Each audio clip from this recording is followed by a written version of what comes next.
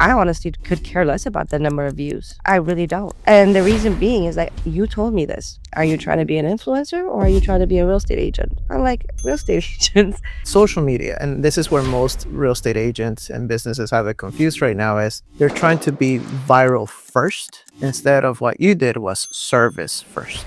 I always say I don't make money from selling homes. I make money from making clients very happy.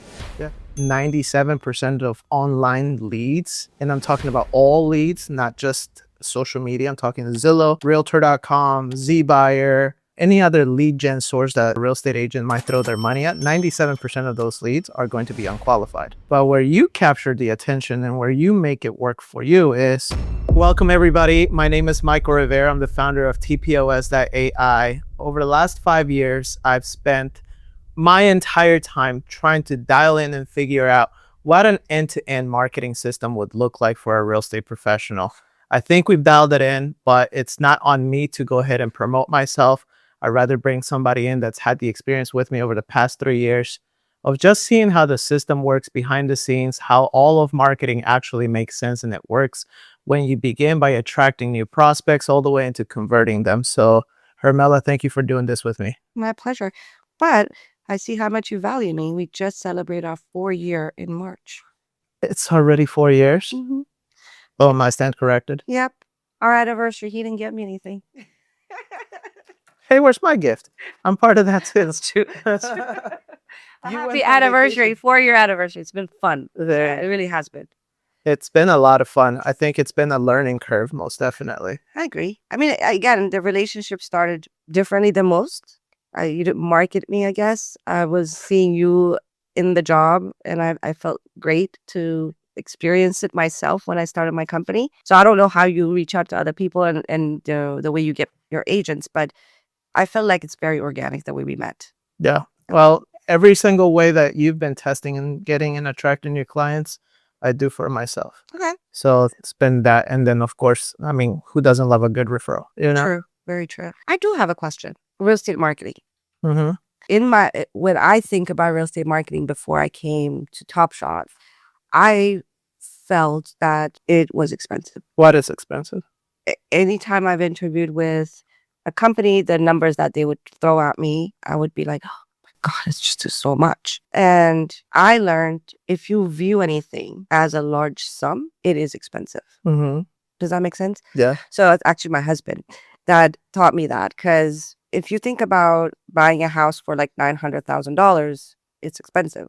Yeah. But if it's $3,000, your mortgage is $5,000 a month, it's a little bit palatable, More right? digestible, yeah. More digestible. So for me, I think when I came to you and I got the pricing and all that stuff, the mindset of how it worked and calculated, and you also shared with me, it's like, would you spend X amount to get X amount? And I was like, I would. You're like, that is exactly what you're getting. Yeah. I think so talk to me about that. Like, I wouldn't say it's expensive. I think it's costly. So let me explain this a second, because expensive is an expense, right? Marketing in and of itself, for as long as you're in the game of business, it's a capital investment in you. So the very first thing that you have to look at is whenever you're investing in absolutely anything is this something that I 150% believe that I will hold myself accountable to, making sure that it's successful. I'll give you an example. I spent $36,000 on one coach. He wrote this book called Buy Back Your Time. After $9,000, all that I was getting was one very, very expensive course. And so immediately I said, I'm not getting $36,000 worth of value, right? But when you look at it on the other side of things, had they been helping me not just with a course, but actually implementing the stuff that they were teaching, executing on it with me, holding me accountable, then it's like, oh, I'm actually paying for a whole operation, for a whole team, right? So I think it's costly up front, but what's expensive is not doing it, because you are comparing it to a couple of things. You're comparing it to, well, I have to spend the time to figure doing this on my own. I have to want to find the time to do it on my own. I need to figure out how I'm going to do this marketing by myself. And I need to see exactly what actually sticks for me and what doesn't, which is why I think the majority of people spend the majority of their marketing dollars on just vanity activities. And then they go back to saying, well, I just get my business from referrals, you know? So it's expensive not to do something about your current situation. If you're in the business of growing your business, it's costly up front, depending on what you consider to be of a high cost. But I always go back to the thought process of what's your relationship with money, number one, and what is the capital investment that you're ready to make for yourself so that you can pay down what I call the dummy tax. Like, you didn't have to spend all of that money with me, right, from the get-go. And we're only talking about it was like $2,000 a month or something like that. But what did you do is you pay down the shortcut, for the process of speaking one too many, for the opportunity to make sure that you are seen by the people that follow you, the ones that know, like, and trust you. And so that you could go ahead and have more one-to-many conversations versus one-to-one conversations, hoping that something would stick, you know? Yes. So for me, when I was saying it's expensive, right? Mm-hmm. That is before I did anything, meaning like I didn't post any videos or didn't get any business from a video. So the first and foremost is like, I don't believe a company is a company if they do not have a sales and marketing department. Amen to that. That is my true belief. And I have been in the corporate world. I've spent most of my life in the corporate world in the sales arena. And every year they had that layoff. The first layoff they do is marketing. Mm-hmm. And I never understood it because they rehire 3 months later For marketing. for marketing. That's because most people don't understand how to attribute success to marketing. So have you ever had a client contact you and say, hey, Hermela, I've seen your videos? Every single one. Okay. Have you had any of them that said, hey, Susie referred me to you? Have you had somebody say, hey, I went to your webinar? Have you had somebody say, hey, I received an email or a text? Yes. Or somebody that said, hey, I think I've seen you online before, like out in the street. Yeah. All of those things are marketing. I agree. Now, how can you possibly put a number to the activity of marketing that you're paying for when all of those things happen simultaneously? So funny you say that because that's exactly what I was going to say. Because when I came to marketing, when I came to Top Shot, I should say, I wanted to educate and I wasn't expecting business from it. I wasn't trying to get business from it. I didn't know I could get business from it, but I was hearing so many different things from the people that I was speaking to. And I was like, all right, we need to start educating people and them knowing exactly what's out there. It's not what is talked about at the water cooler, I guess, if that's the right way to say it. But for me, what marketing has done is it has made me recognizable in the Ethiopian Eritrean community, whether they buy from me or not. I'm the first person they think of. And I know it because agents call me and they're like, hey, somebody sent me your video. And can you tell me what you're trying to say on this video? Because they keep sending me your videos every time I give them consultation. Just the other day, flying back from Dominican Republic, the immigration officer was like, it was an Ethiopian lady. She was like, I know you. I was like, hey, thank you. That's cool. It's cool. It is really, really cool. On the airplane, there was a lady on there with her 4 kids, and she was sitting 2 seats in front of us, and she kept turning around and looking at me. I felt like a Beyonce girl. It's like, she turned around and kept looking at me, and I was like, I just waved at her. And then when we got off the plane, she goes like, by the way, like I own a couple of homes, and I implemented the payment plans that you told me about, blah, blah, you shared on that Wow. video. And she's like, anytime anybody says that they want to buy a house, I always tell them to give you a call. I was like, thank you. Like every single time I have stepped out of my home, that has been what happens. And it works. Yeah. The thing about it is that you don't necessarily know when it's going to work. You know, it's a matter of making a decision and a choice. So I think you came at it from the beginning. Let's just discuss the front end of things. You came to me and you said, I want to create some videos because I'd like to create a little bit of visibility and awareness for myself. We didn't know it was going to become this big monster. I didn't. You didn't. Right? Is it for everybody? I believe yes. That's at my core. I think everybody could be successful with marketing. The reason why most people aren't is because they want the result yesterday. And the way I look at it is, you've been on a fitness journey. You know, you don't go from losing 1 pound a week to losing 60 pounds in a month. It doesn't work that way. It's like it compounds in and of itself, right? So when you first came to me, you said, I want some awareness. I want to get myself out in front of more people. We said, cool. And then you approached it from one of two places. You approached it from either I'm going to educate or I'm going to entertain. And you said to me, I want to educate. The reason why that works out so well is because social media, and this is where most real estate agents and businesses have it confused right now, is they're trying to be viral first instead of what you did was service first. That's probably genius because I agree. Um, every agent that I have spoken to that want to talk about you or that want to learn about who my marketing company is and if they could use them or whatever. Mm. And they're like, the views, the views, the views. And I'm like, I honestly could care less about the number of views. I really don't. Mm. And the reason being is like, you told me this. Are you trying to be an influencer or are you trying to be a real estate agent? I'm like, real estate agents.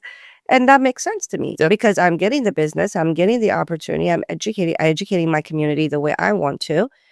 But most importantly, who cares about the likes, shares, and all of that?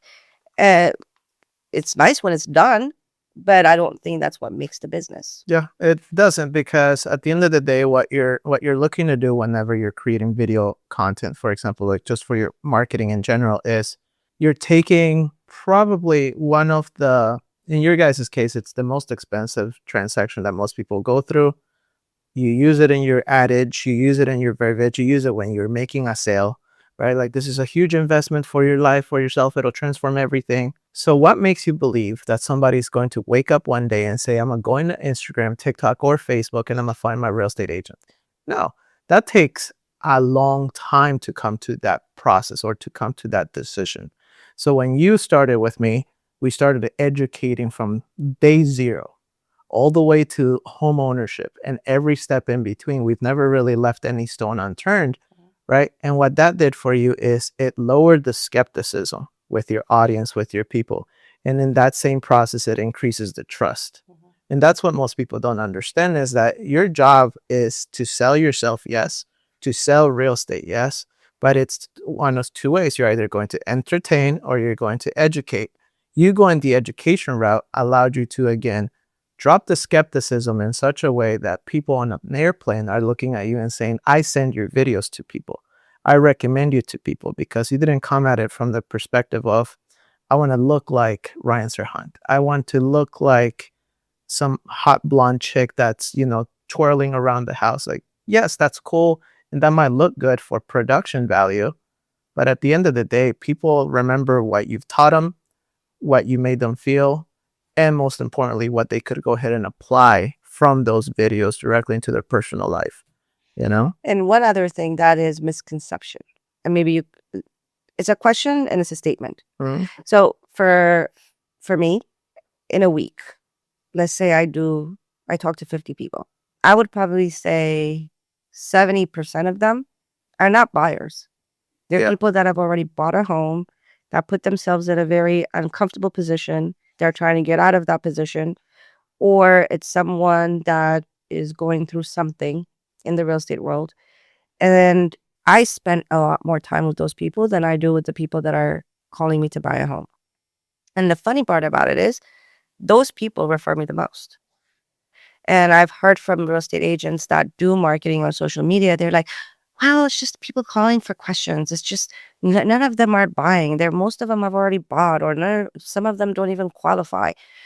You've got to talk to these people. They may not qualify, but they know people that qualify. Well, the problem with that is that they see it in a very transactional way, Exactly. versus what you've learned and what you've mastered, even through like having conversation with 70% of them being unqualified. That's actually a good number, because it's actually 97% of online leads. And I'm talking about all leads, not just social media. I'm talking Zillow, realtor.com, ZBuyer, any other lead gen source that, a real estate agent might throw their money at. 97% of those leads are going to be unqualified. But where you capture the attention and where you make it work for you is you don't look at them as a number. You look at them as people. And what you're doing is you're investing a degree of energy towards helping that person out of a shitty situation. So when you're doing that, what are you creating? You're creating momentum for yourself. Mm-hmm. It's how many hands can I shake before I get the deal done? How many babies can I kiss before I become a president, right? It's one of those things where you've figured out that, hey, maybe I am talking to 70% of people that are not going to be my customers. But all it takes is 1, 2, or 3 of those people to refer you to 1, 2, or 3 people. And then you would go back and attribute what your success to the conversation with an unqualified person. You'd name it a referral. You might say that it's an online lead source. Doesn't matter what you attribute the success of that to. It really boils down to you creating enough momentum for you. And you're not going to create enough momentum by just waiting for the business to come to you, which is something that I think most people in business do. Like if I could get a referral every single day for every single action that I take, I'd be a happy camper, because I know for a fact that would be Elon Musk rich, right? Is that the reality of things? No, because still, just in my own world, 97% of people are unqualified. But I learn by qualifying, by having the right conversations and building the right relationships, that even if I can't support them, in your case, there's people that you can't support, you could still be a resource, you could still be a guide, you could still be a helping hand. And that reciprocity in and of itself, for some sort of like miraculous reason, it pays back. I agree. I actually don't even call them unqualified. Like, I feel like everyone is qualified in their own way To do something. to do something. I literally have probably learned, I don't even know, a lot. Almost 60% of my learning experiences in the business has come from people that are unqualified to buy. Because the questions that they're asking me, I'm like, there should be something like that. Let me find out. And I would call a couple of lenders and be like, hey, do you guys do da? They'll be like, yeah, there's a PG County Pathway program. They give you $50,000 and they qualify, blah, blah, blah. And I'm like, okay. So if you're viewing things, the calls that you're getting from your social media as qualified, unqualified, buyer, non-buyer, and things like that, yeah, you're going to lose and you're not going to be satisfied all day. However, if you use those individuals to help them help you. Yeah, I'll give you an example. One of my clients, he was getting a ton of messages for rentals. And to every single person that was like, I'm looking to rent, he'd be like, nope, sorry, don't service that. Nope, sorry, don't service that. Nope, sorry, don't service that.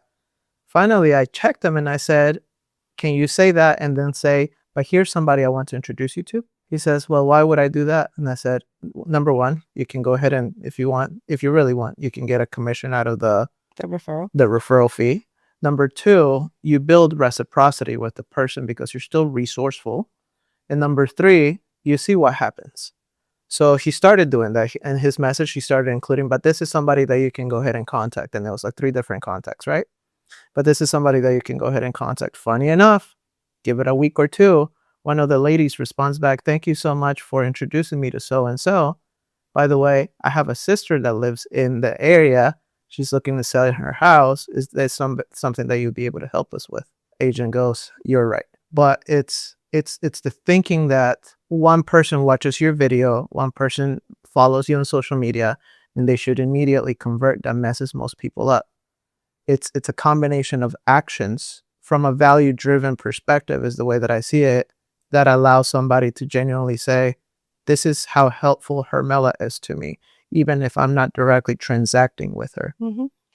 And speaking of rentals, in my opinion, rentals are the best. If you remember 22, 23, 24, I used to do anywhere from 50 to 70 rentals a year. And majority of those have bought a house in 25 and now in 26. Yeah, because you started a home ownership program through that. Yeah. It's like, okay, cool. You're renting for the next 12 months. We're going to figure out exactly how we're going to help you become a home buyer. Exactly. And the funny thing is, renters, they provide you with all their stuff. You get to see their credit. You get to see their income. You get to see what they've saved. All of that information. That is already giving me the framework of where they are today. And if I give them guidance, they will be homeowners in 12 months. Yeah. You know why that is, though? Is because part of what you've also learned, I think, through just in general, in our time, from what I've observed, is you've learned to look at a person, a client, a customer, so to speak, for their lifetime value, because the lifetime value is not just the one transaction. The lifetime value is the transactions that you can have with that person and the shared transactions that that person might be able to bring you. You know, you have a very good story of the guy that you were like, no, I'm sorry, I can't help you, and then he ended up referring you to like 3 people because you turned him away. Imagine that. Somebody would say, I would never turn a deal away. You did, and then it ended up giving you even more, paying you dividends because you stood your ground on what you believe to be right. I agree. It's one of those things. I mean, when it comes to marketing and sales, it's just, if an agent wants to truly find success in all that they do, it's a matter of not just saying, I'm swiping my card here and Jesus take the wheel. Yes. You know? I think it's 3 things when I think about marketing. A is knowing your relationship with money. B is knowing what outcome you're looking for. Mhm. And number 3 is how are you showing yourself to the public? Does that make sense? I've seen people that do on social media, and all of them are fear down or this and this assistance program, that assistance program, this assistance program, blah blah blah blah blah. And then they would call me and they're like, Hermela, like everybody that's calling me is people that don't qualify. I'm like, but your messaging is for people that don't have it. Yeah, so let me explain how that works. Everything online particularly begins with the end in mind. You're right. Who do I want to be a guide to? Not a hero to. Who do I want to be a guide to? Right? Because at the end of the day, somebody could chat GPT how to buy a house, and somebody could chat GPT how to sell a house, and they can actually figure this out. We're seeing like more and more cases like this happen, right? But for a real estate agent, it begins with, who do I want to be a guide to? What are the challenges, the aspirations, the problems, the issues, the programs, everything that's available from an information perspective? And how do I go ahead and provide and communicate with that person specifically? So your messaging needs to be dialed in for what we consider to be your ideal client profile. Your ideal client profile is going to be somebody that is willing to engage in a conversation with you, somebody that is looking for help and wants to receive help, somebody that's open to communicate and collaborate with you, and most importantly, somebody that understands that you're going to have a plan for them and is open to you hearing it. None of that said that somebody wants to become your client, though. You just need somebody to pay enough attention to you to raise their hands of awareness for you to then teach them how to take the next logical step. How many people have come to you or interviewed you for the marketing position and they had a clear understanding of what they wanted? It's very few and far in between. I see it all the time because they want the phone to ring, but they only want the phone to ring with people that want to buy a house. Mm-hmm. It doesn't work like that. Being public means being public. You're going to talk to everyone. Well, I look at it from the perspective of this. Have you ever walked into a store and you walked around the entire store? You know you wanted to buy something, maybe a CVS, and you didn't buy anything, you just walked out? Now, has there been a time when you walked into that same exact store, you knew what you were looking for, and you bought it? And both times they probably greeted you and they said, let me know if you need any help, right? So there's this thing in real estate where I think most people just let go of this in their training is real estate agents are in the business of acquiring customers. A customer is somebody that walks in through the store. A client is somebody that transacts. So what you've learned to do through the past 4 years now that we've been working together is you've built yourself a pretty nice store.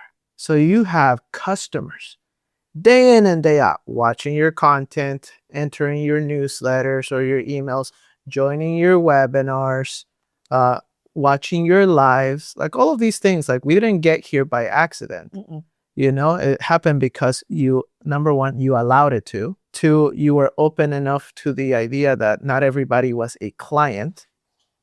And I think 3 is you genuinely look at it from the perspective of, if I am willing to share and give all of this information that I know I have, they are going to realize that the paid stuff is what gets them a home, you know?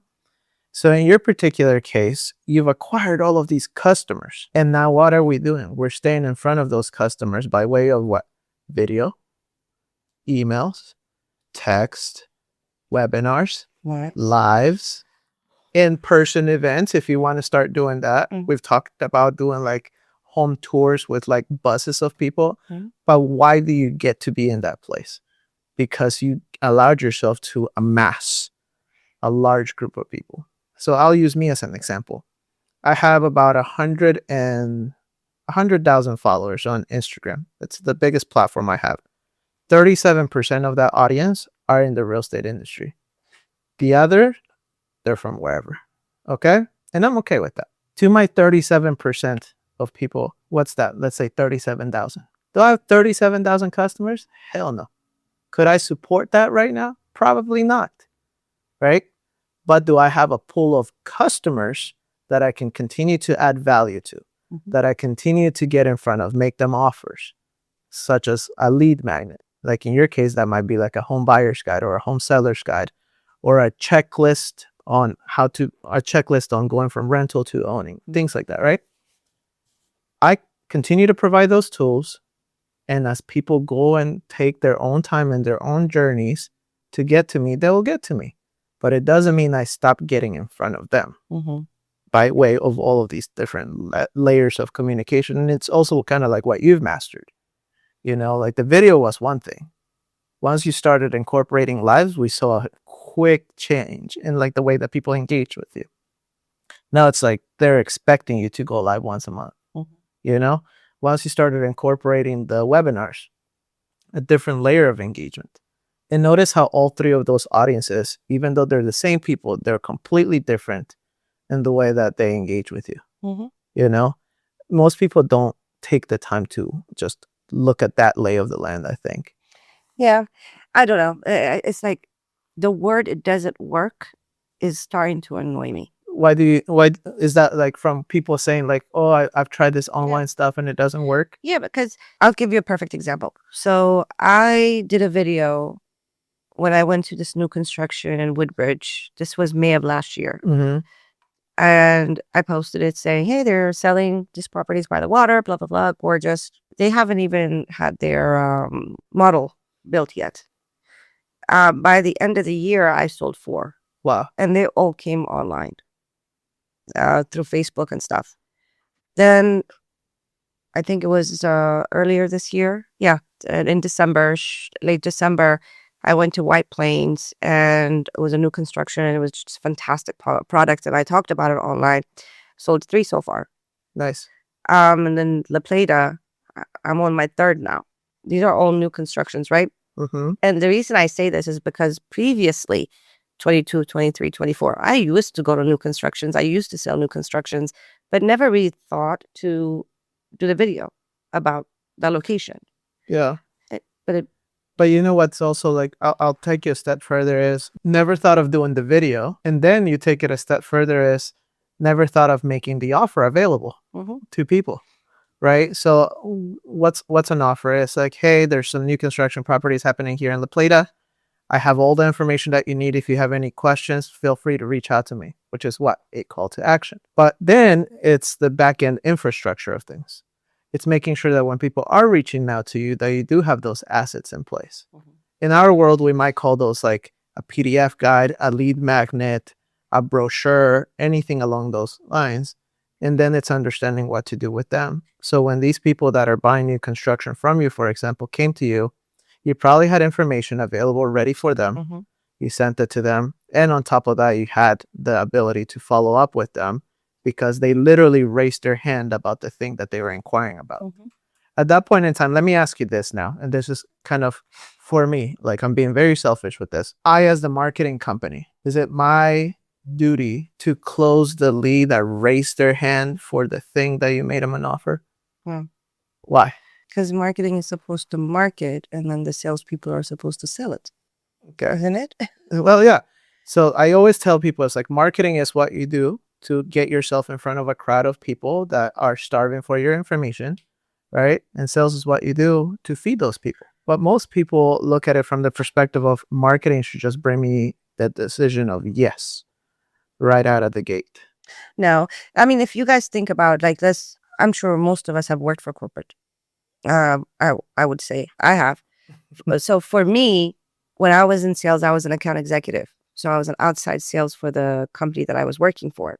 So anytime that I wanted something marketing related, I would call the marketing department and say, hey, can you guys make me flyers that says X, Y, Z? I give them all of the information. They just organize it. And then they send it to me. Mhm. And then I send it out. Then calls come in. Marketing doesn't answer that calls. I do. Marketing is directed to provide a solution to a need And drive that traffic. and drive that traffic to me. Mhm. So that's why it's called sales and marketing. Yeah. And the big thing though is that there needs to be synergy between the two. Absolutely. Because when we set up all of these marketing campaigns with you, from the videos to now the webinars, the lives even, I remember the first time that you went live, it's like we were watching all of these comments. I was sitting right there with you and I was like, oh, no, no, no. We need to be dropping these links. Mm-hmm. As soon as we dropped some links, people started booking themselves into the calendar. It became a tiny bit more organized and it probably felt a little bit easier. Mm-hmm. And now you just, you go live without even telling me. It's like, hey, by the way, it's already on the schedule, done. Let you know how it goes. Mm-hmm. Right? But it didn't start that way. No. But the other thing is, even the person behind the camera matters when it comes to marketing. Honestly, because Mhm. in my opinion, like, I don't complain about Hopshot or to Michael or Chris or whomever because I know what their roles are Mhm. and I know what my role is. Does that make sense? What's your role? My role is to put once the information is out there, to make myself available to respond to those that are coming to me and provide the service Mm. to the client. And it's my responsibility to also get referrals from that client by providing the absolute best service to him. Most people feel they get rich, or I don't know how the right word, but from a transaction. No, you get rich from doing the transaction amazing, and then that transaction becoming multiple transactions. Mhm. So I always say I don't make money from selling homes. I make money from making clients very happy. Yeah. So you have learned to look at it because there's ROI, of course, return on investment. There's the ROE, which is something you're big on, which is return on energy. You've gotten to a place where now you get to pick and choose what you want and what you don't want. And you've become very okay with wanting what you want, which is great. And then there's the last leg of it, which is return on relationships. So where you've taken a good look at is how do I build and I don't know if this is the right word for it, but how do I build a parasympathetic relationship with my audience so that they feel like they know me, they feel like they like me, they feel like they trust me? How do I consistently leverage and use these videos time and time again? Like you've used several videos time and time again. Absolutely. Like you told me one day I squeezed the life out of these. I do. Right? So how do we squeeze the life out of each video and then get those people to just take that next step? Sometimes that next step is just give me a follow. Sometimes that next step is just book an appointment. I think it's understanding that the relationship gets built not just during the closing table and the transaction, but it's long before. And what's misunderstood often is it takes 7 hours of somebody watching your content end on end for them to convert with you. So one of two things is happening. Either they're going through and watching every single one of your videos, 4 years worth of videos, right? Or they have seen you long enough, they have shared your content between family and friends long enough, and they come well referred by somebody else. So what we try to do is do one of two things. Is we are either going to present your information to as many people as possible, as often as possible. But then on the back end of things is when somebody, i.e. like a cold lead comes in, a cold lead is somebody that watched an ad, right? That they weren't ready or sure why they signed up to work with Hermela to begin with, why they downloaded her first time home buyer's guide. It's our job to make sure that we're putting your content, organic and paid, in front of that person as much as possible, because between today and next Monday when the call is, we should try to squeeze in at least 7 hours of content. So that person like comes to the conversation ready, willing, and able. Even when you refer business to me, an agent will come in And I hear this all the time. They're like, oh my God, you followed up so much. That's because between the time they book an appointment to the time my appointment is, I not only send them confirmation best practices, which is like, how do we confirm that they show up to the appointment? I send them my FAQs, my frequently asked questions on these are all the questions that I get asked by an agent. One of them, thanks to you, is how do I make sure that I don't get screwed in my marketing? So that they know coming into the conversation that if I end up hiring this guy, if I don't do these things, I'm going to feel screwed over. But if I'm just closing it up front and things like, yeah, I'll get you leads, we'll get you views, we'll automate your entire marketing, but you're still responsible for becoming really good at developing these relationships and closing people. If they watch those things, how do you think they come to the conversation? More prepared or less prepared? More You know? prepared. And it's just like it's setting yourself up for success with every hurdle and obstacle that you see on a day-to-day basis. I think where it's been super successful for you is you've learned to listen, and every time you listen to the feedback, it's content that we create. It's videos that we do, and it's videos that you not only post on social media organically or through paid or anything like that, but you're also sharing those with people because you've learned to say, cool, this is a question, I'm attacking it with that answer. Yeah. I think the big thing is being transactional really doesn't work for marketing, because transactions come in, you make $12,000 on this deal, you pay a mortgage, car payment, whatever, it's gone. However, you provide that client with a lasting impression of like you really looked at their best interest in every decision that they made throughout the process. 6 referrals would come. In 2026, think about, so far I have 15 closed or 16 closed, and then I have 11 under contract. And this is still the first quarter of the year. Yeah, we just got into the second quarter, but first quarter we closed, I think, 16 deals, and now we have like 11 under contract.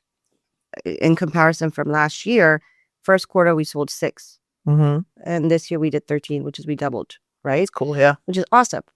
But if you look at for this particular meeting, I actually reviewed this. That's why that's why I know this stuff.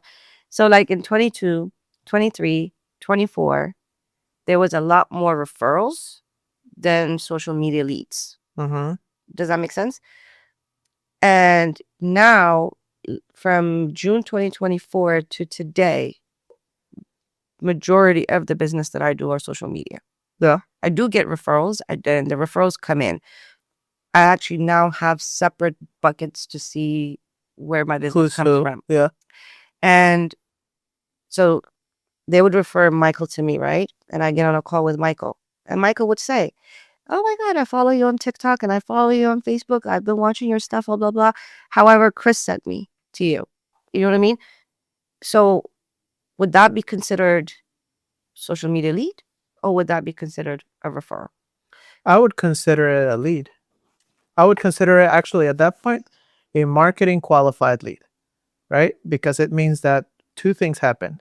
Actually, it might even be a sales qualified lead because it's a referral, which, by the way, like if your business thrives on referrals, you just need to do more successful things that help you get more referrals, like repeat success, right?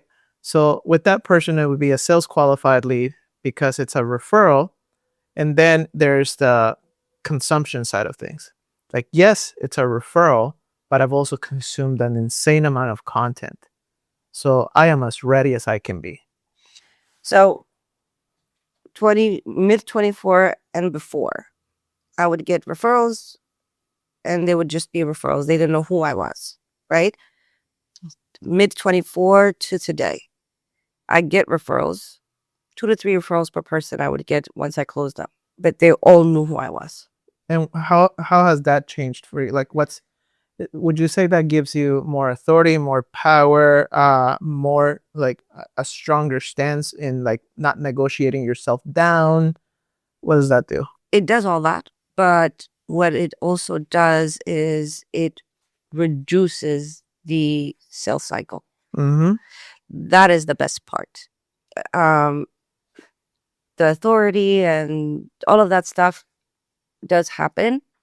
But what makes me super duper happy and excited is the sales cycle is 45 to 60 days. Yeah, it shrinks, right? It Because shrinks.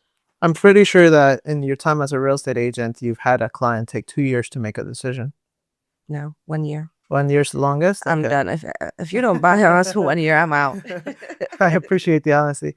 Even 1 year is a lot, Yeah, it you is. know. It is. And most people should feel like it's a lot because most people don't take the time to build their systems in place. You know, why do you think that we implemented like the 9-word email or the Mhm. flagship emails that go out every couple of weeks from the CRM, right? Because those people aren't talking to me right now, but when they convert, they can raise their hand and I'll be there. Hopefully, hopefully, like it's not going to be you. It's going to be one of your showing agents that can take care of that. But it's building towards that, So when you have such a long sales cycle, which the average in real estate is about 18 months or so, in your case, it was a year. You need to have the system in place to stay in front of the lead, not just organically on social or with paid ads, but it's also making sure that you're able to communicate with them every now and then through email, through text messages. It's making sure that if they have raised their hand in the past and they go cold, you have campaigns and or ads or videos that are still speaking to them like, hey man, like, why haven't we talked yet? And that makes it holistic. I agree. That gives the opportunity for people to re-opt in and re-engage, because I'm sure you've had leads in the past that have now attended maybe your lives Mhm. or your webinars. Mhm. And it's like, you ghosted me, but you came to my class. Mhm. That's okay. I mean, I have the most invitations that I get for housewarming parties are people that didn't buy from me. They saw my content.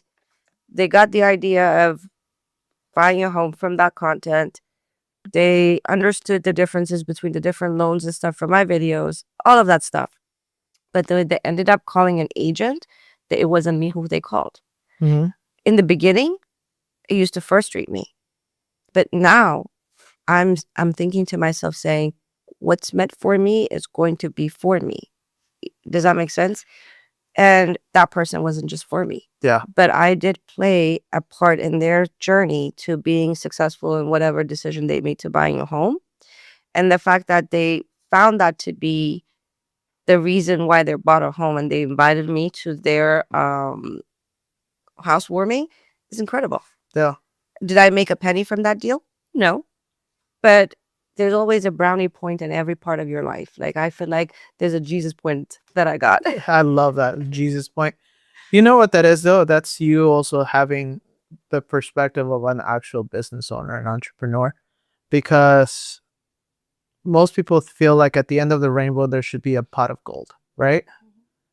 But when you realize it is that along the way from starting point to the pot of gold, there's a journey in there where you're learning, you're winning, you're losing. There are days that you're going to love your business. There are days that you're going to hate your business. But along the way, you're accumulating these golden coins, I agree. And that's what when you get to the end of Rainbow. the rainbow, that's where you put your golden. It's not that you find a pot filled with gold. It's like you collect the gold along the way and you fill it up. Yeah. Right. And I think if most people understood that our job is to collect gold along the way, to appreciate what works, what doesn't work, to learn from our own iterations and our own mistakes, marketing, sales, video, all of this stuff would get easier, because it's not that something doesn't work. It's that you haven't done enough reps and enough time for it to work for you yet.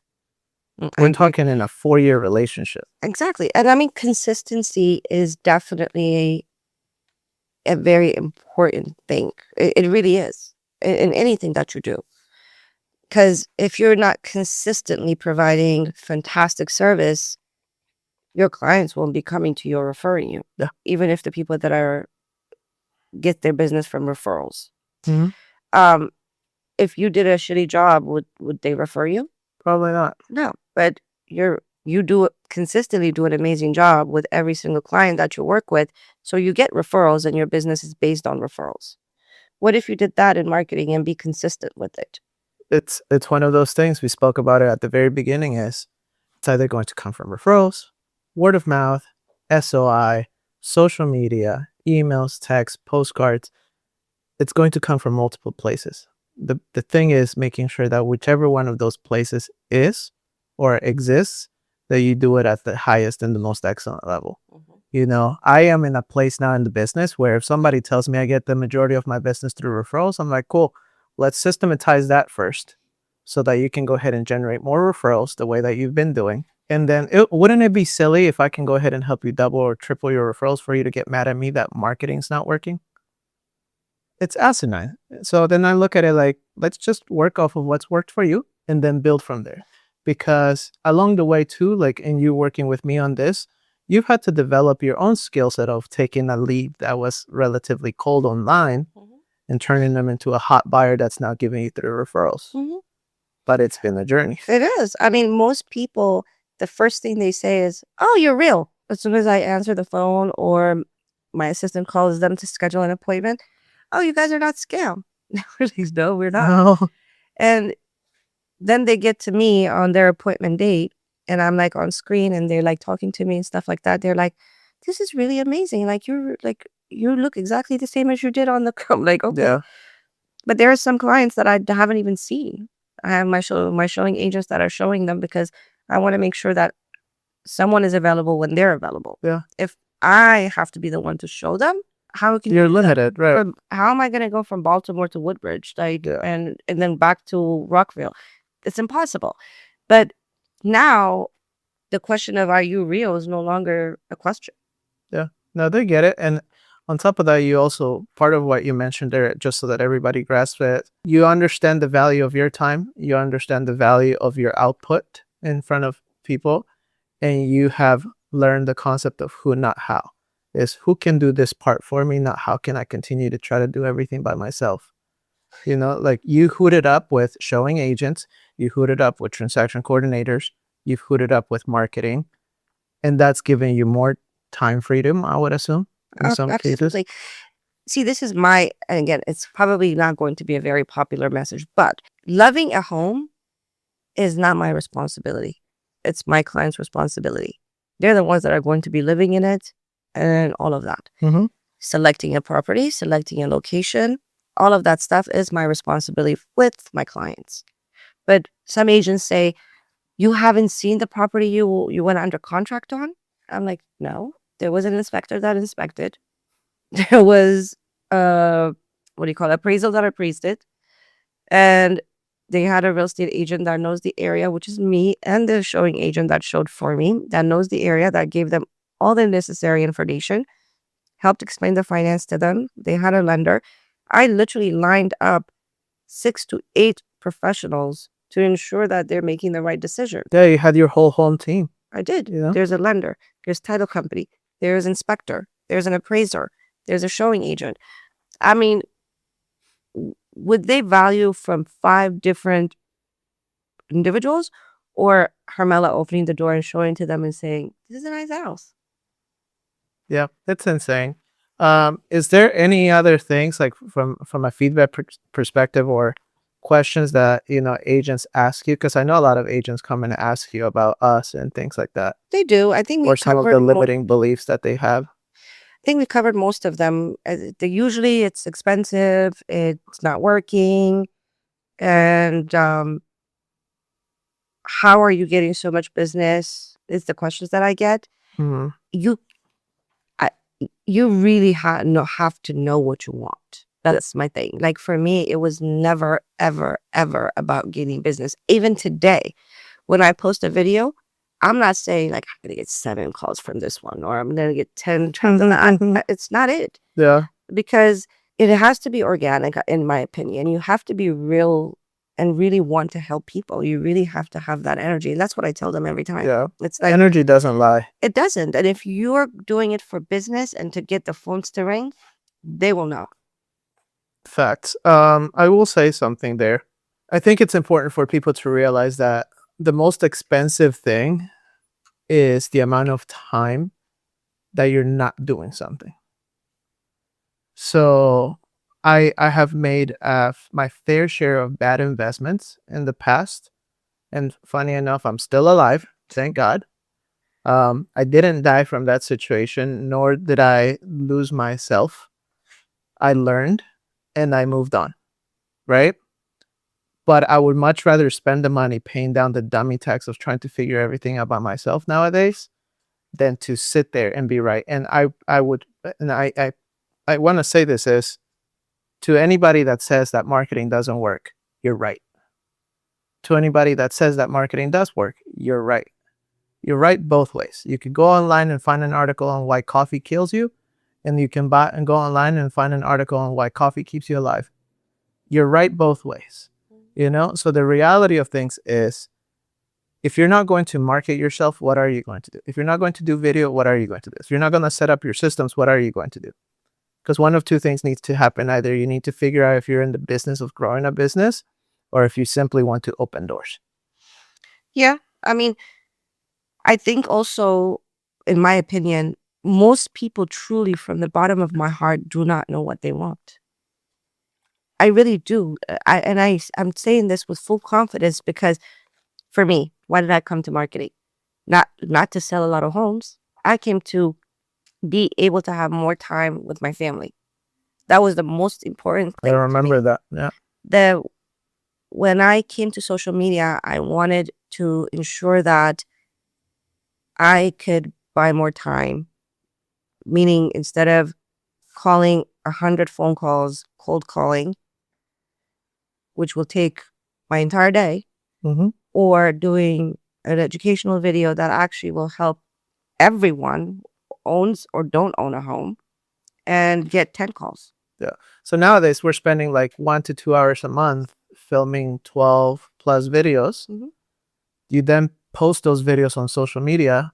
They go on for as long as they go on for. Forever, if I don't delete it. And then it's like people naturally, organically, of course, through the algorithms and things like that, they find you. Whenever it's not organic, it's because you're actually putting some sort of money behind each video towards your ideal customer, that is. And then you're giving them an option to say, hey, Exactly. I might have a question for you. Not I might want to buy from you. I might want to sell with you. As I might be interested in your stuff. I want to stay in front of you for as long as possible. Mhm. You know? But know what you want is probably the best thing that I could say to anyone that wants to hire a marketing company.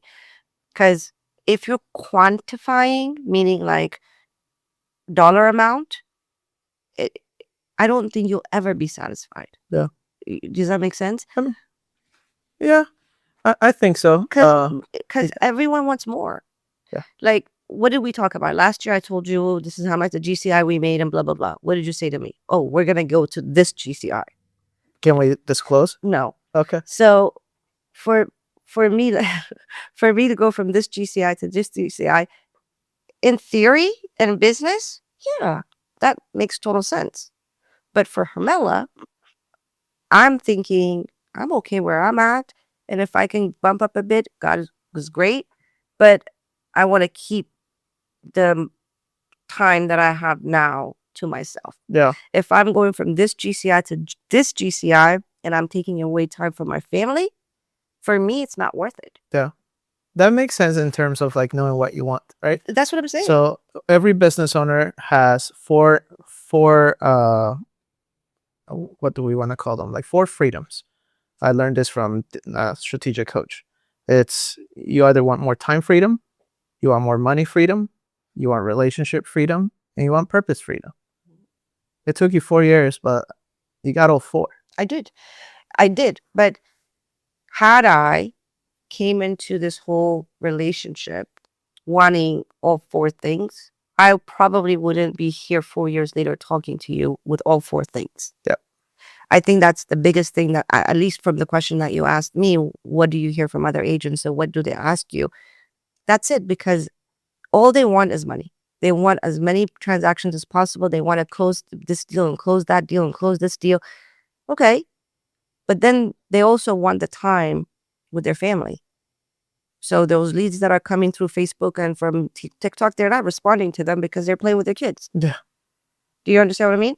So you can't want both. For me, time with my kids was the family was very, very, very, very important to me. So I wanted to secure that. Yeah. So the next step that I had to go through is go through financial therapy to understand my relationship with money. Once I did that, I realized exactly how much money I needed to be comfortable with this life with my family and also with our financial situation. Yeah. So that's my focus. So once I started doing that, I wasn't getting burnt out, and my communication and in my videos, I feel I could be natural because I'm not coming from a place of desperation. I agree.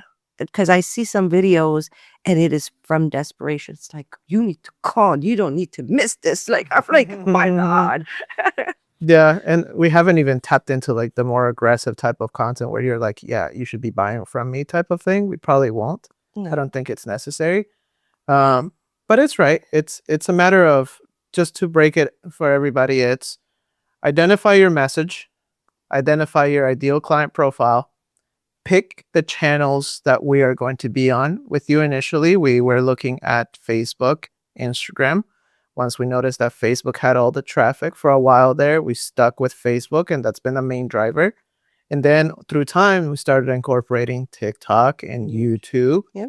right? Then we went on to implementing yet another channel, which is live, and then webinars.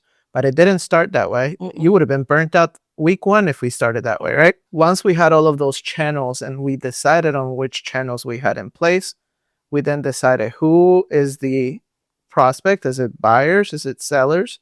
So in your case, we said it's buyers. It's like this. So we built a few things. We built an email. Well, we built email sequences, but that's the third part. But what we built was the landing page for home buyers to go to, aka a buyer's funnel. In addition to that, we built what? The calendar link so that they could book themselves into your calendar. Do people still do that? Yes, they do. Okay. So once we did that part, on the back end of that, it was making sure that, because 70% of them are not going to be customers, in your case, right? It's making sure that we can stay in front of them with emails, with texting, with webinar invites and all of those things. And then on the back end of that is really hammering them and supplying them with more of the content that you're posting day to day. That's the entire engine that, again, we didn't start there. So now what I'm doing with people is I'm trying to compress 4 years worth of work into 1 year, because I know that probably around month 6, traction starts happening, but the back end of that is them getting to a place where they understand what you've learned to understand, which is your relationship with money, the way in which you deliver value to your audience, to people, and how you also look at it from the perspective of if it's a referral, if it's a video, if it's a text, if it's a webinar, it's attributable to the fact that you are helping people, not to marketing, that you are helping people.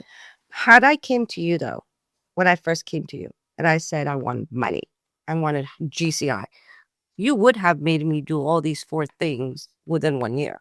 You know what I would have done back then? Because I think it's, for context, I was getting burnt out with the real estate industry. And you told me, you're like, don't give up on me. Come on. Like, I want to do this right. And I said, okay. I think had you told me I want to go ahead and make money, I would have started you on a lead gen program just to expose the leaks of your sales process.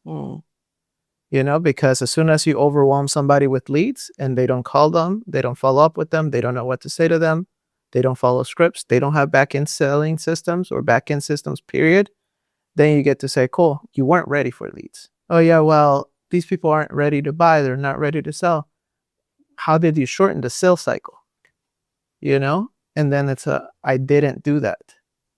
So once we expose that, then we can go ahead and treat things accordingly. You know, so in your particular case, you went about it probably the best way, which was, I want to educate the market, learn from the data of what's actually sticking. Remember the first time I told you, hey, that video that got a lot of views, repost it again. It got in again, more views. And you've probably gotten a few videos that have several hundreds, if not thousands of views, just from that alone. you know? So then it's you went out, you casted a wide net, and along the way, you started funneling people in. Nowadays, where I'm at is I try to funnel the right people in. So put money in front of videos to attract the right audience from the get go, just to, excuse me, tell me really fast what the weak points of my agent are. Mm. Because if I know that for a fact, Jackie over here gets leads but doesn't call them, and I don't have my phone on me, but I literally have a text message from one of my agents. 17 leads in 3 days. She said, "Oh, yesterday I went to the dentist and today I just don't feel like it." Imagine that. I wanted to like throw my shoe at her. But that's the business that she wants to run, you know? And I said to her, it's like, "Hey, look, don't tell me that people don't want to contact you to buy or sell a house when you don't feel like it. Because I don't feel like it sometimes, but it's, I think, on me to show up." What did I tell you when I came here today? Like, Oh my you're gosh. just not feeling it. Yeah. It was like peeling gum from the floor getting out of my house today. Oh, man. That's a good analogy. Thank you. But it was a commitment that I made. I had no other reason but not feeling like it. Mm-hmm. And that's not an excuse. Yeah. Like if my mom wasn't feeling well, I had to take her to the doctor. I'm doing something that's important. Yeah. But I just simply couldn't sit on my couch and not do anything because I'm not feeling like it and not honor my commitments that I've made. Yeah.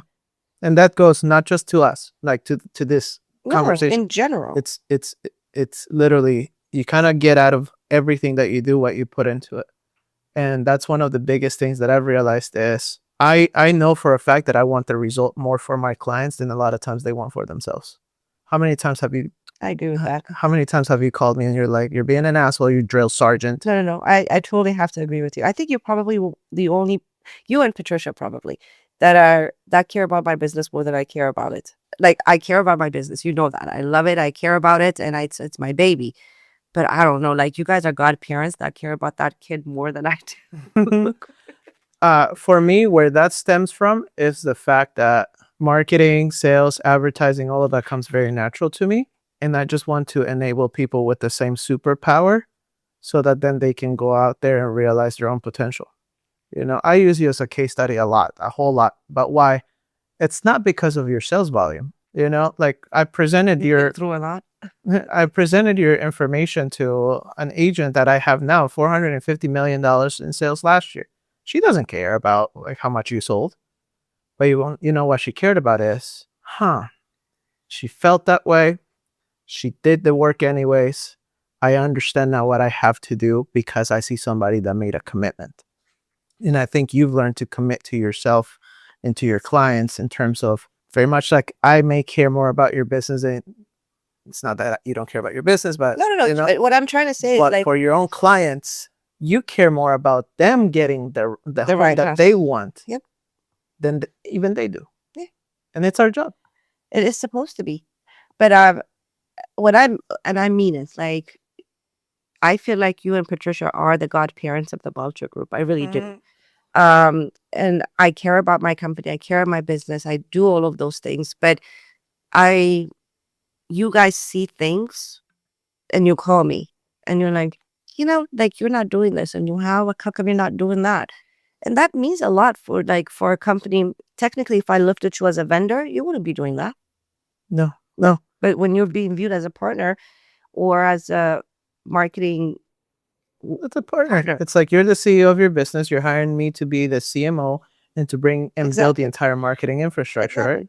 It's a matter of understanding your own blind spots in business and realizing what you're uniquely good at and what you're going to allow other people to be uniquely good at.